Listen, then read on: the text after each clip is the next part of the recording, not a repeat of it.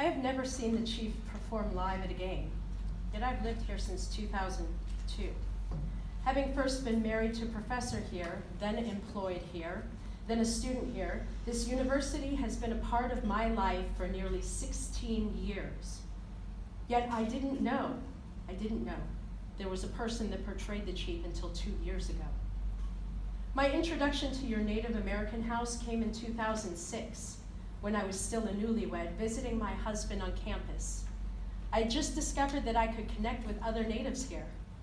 I'd really known no other natives but my family until then. They were doing a survey about the chief and asked for my opinion.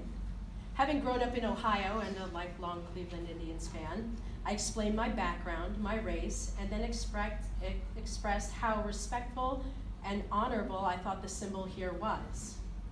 With a scowl and a look of disgust, the student taking the survey immediately turned his back on me and walked away. I felt shocked, confused, and embarrassed. It would be 11 years before I would voice my opinion or seek out a Native connection in town again. By the way, I find the Native American house just as warm and receptive to those with differing opinions now as I did back then. My introduction to your student government came in the fall of 2017, after I'd become an employee and after I had joined the Honor of the Chief Society, once again seeking out a Native connection, but this time to also honor my Native mother who had passed. I walked with the chief in that year's homecoming parade. I smiled, I waved, I gave out candy to children. I was screamed at, shoved, bullied, and assaulted in the city streets for my race and my beliefs. There were never any apologies. We spent hours wrapping and attaching feathers back to the spots of the headdress that were ripped bald, by the way, because that's how you do it. You hand put them back on. Not long after, the chancellor gave a speech addressing concerns about chief apparel at work. After reassuring the assembled crowd that we absolutely had the freedom to have and wear what we choose, he continued by referring to the chief as a dark specter on the university and talked about moving forward. As I recall, at the conclusion of that speech, no one applauded. No one asked any questions. Everyone just left. You see, it's been biased since the beginning. The theft of the war chant, homecoming, the speeches promising open communication, the critical conversations inconveniently held and without adequate notice for interested parties to attend, the Chancellor's Commission that left out the voices of the tribes of Illinois that were so generously thanked in the graduation programs. It's all been a sham, a taxpayer wasting sham to produce a predetermined outcome. How predetermined?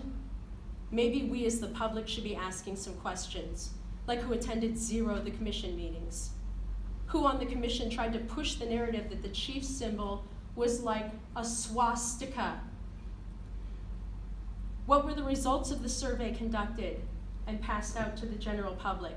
And what percentage of those total answers were actually taken into consideration? How is it when an entire community on both sides of the issue advocated for Native imagery either in the form of the chief or something different, yet authentic, did the commission come up with total eradication, no Native imagery going forward as its solution? I stand in opposition to that negativity and discrimination now, as I did during the Chancellor's Dark Specter speech. This gesture is not just an outward display of solidarity and honor for Native imagery. It is a stance of defiance. It is a gesture of protest against the closed-minded, racist policies, decisions, and recommendations that this current administration has made against Native Americans. We are not dark specters. We are more than our attempted genocide. We are more than tragic pain. We are not your victims to be pitied and placated and handled with kid gloves.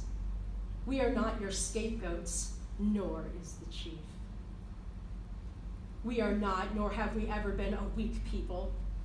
To assume that we would prefer the eradication of all Native imagery to any compromise that incorporates tradition, authenticity, inclusion, and education is to assume that we care nothing for preserving our culture at all.